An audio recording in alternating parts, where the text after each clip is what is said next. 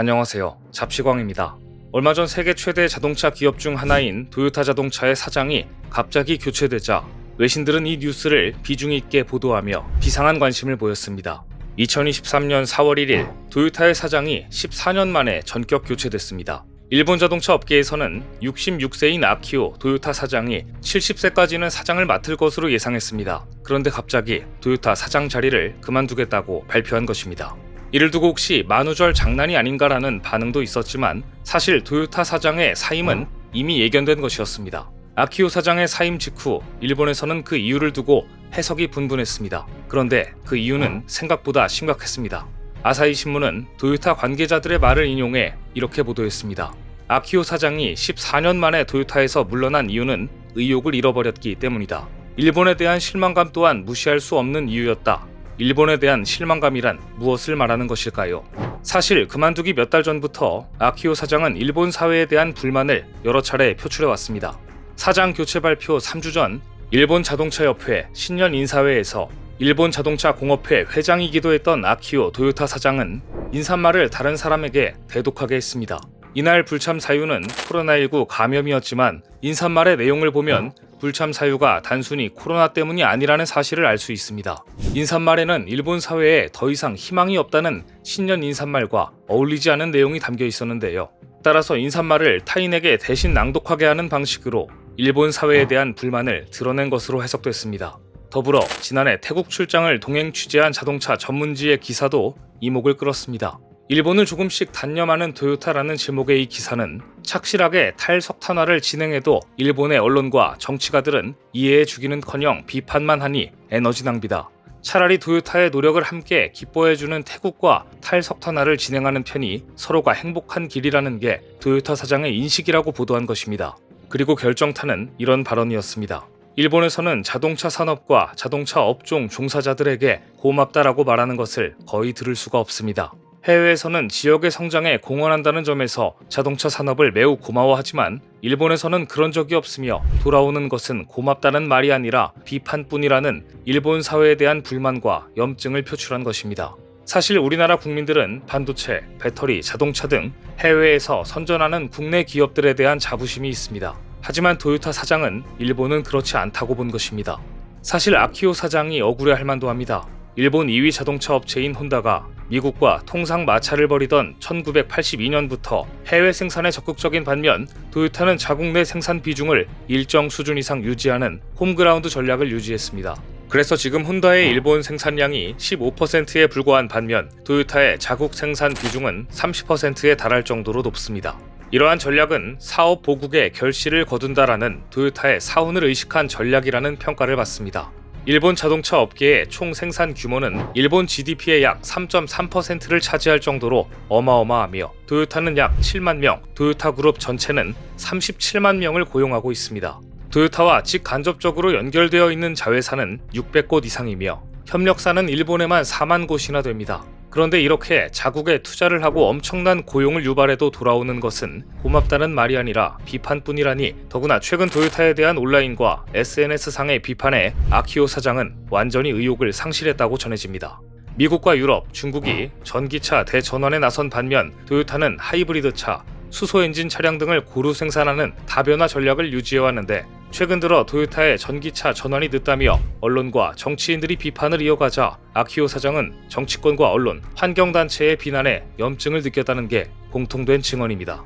결국 아키오 사장은 물러나고 신임 사장이 된 사토 사장은 지난 2월 기자회견에서 전기차를 최우선시한다는 생각으로 사업을 크게 바꿔나갈 것이라고 말했습니다. 과연 사토 사장 체제에서 도요타가 얼마나 빠르게 전기차로 전환을 할지, 과연 성공을 거둘지 일본 전체 산업에 명운이 걸린 가운데 경영진 교체로 홍역을 앓고 있는 도요타와 달리 현대차는 최근 계속해서 히트작을 내며 역동적인 분위기로 약진하고 있습니다. 현대차가 얼마 전 미국 뉴욕에서 공개한 제네시스 쿠페 GV80 쿠페 컨셉트의 모습입니다. 전면부 디자인은 기존 GV80 SUV와 크게 다르지 않고 두 줄의 쿼드램프와 격자무늬 패턴 그릴이 특징적입니다. 가장 눈길을 끄는 부분은 측면부로 쿠페형 SUV 디자인의 정수를 보여줍니다.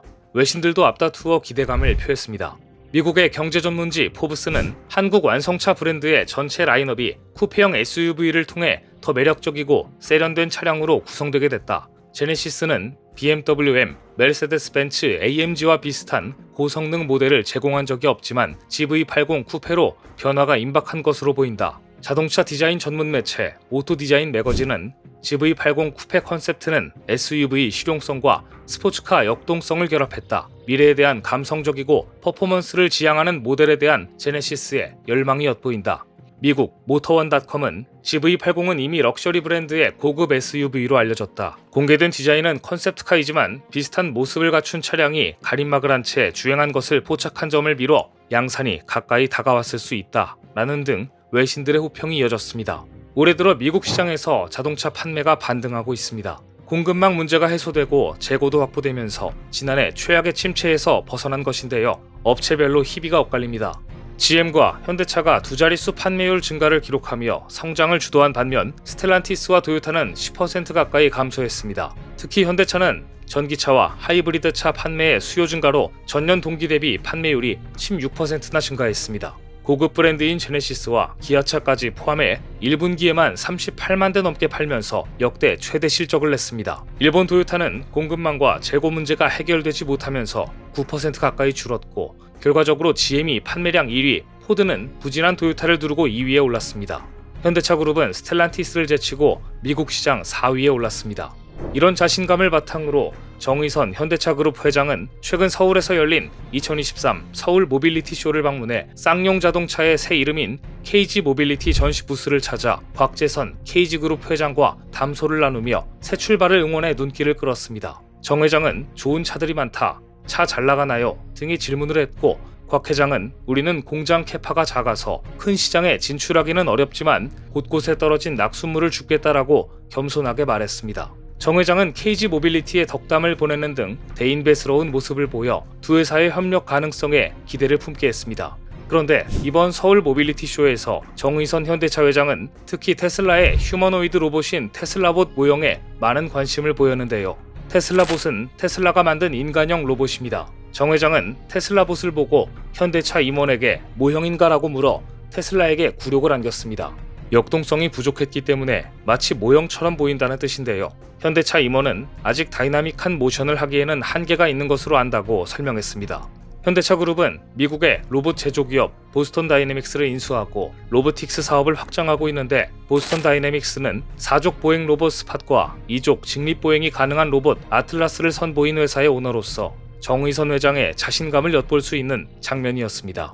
스팟과 아틀란티스는 음악에 맞춰 댄스가 가능할 정도로 유연한 모습을 보여줬기 때문입니다. 테슬라 봇에게 굴욕을 안긴 정 회장의 시선을 끈 곳은 오히려 로봇 기업 고스트 로보틱스의 부스였습니다. 고스트 로보틱스 부스에는 스팟과 비슷하게 생긴 4족 보행 로봇 비전 60이 있었기 때문입니다. 고스트 로보틱스는 4족 보행 로봇 기술에서 현대가 투자한 보스턴 다이내믹스와 쌍벽을 이루는 로봇 기업인데 정 회장은 비전 60이 자유롭게 움직이고 발을 구르는 모습을 유심히 살펴봤으며 수심 1m에서도 작동한다는 이야기를 듣고는 그것만 해도 대단하다고 칭찬했습니다. 경쟁 기업이지만 장점을 칭찬하는 여유 있는 모습을 보인 것입니다.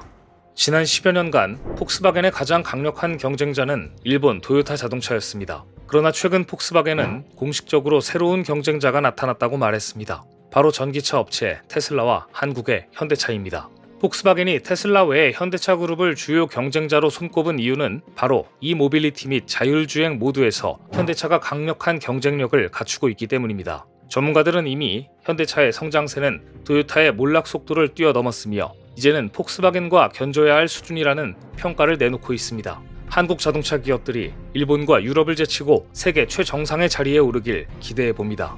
오늘 준비한 소식은 여기까지입니다. 댓글을 통한 여러분들의 많은 의견 기다리겠습니다. 시청해주셔서 감사합니다.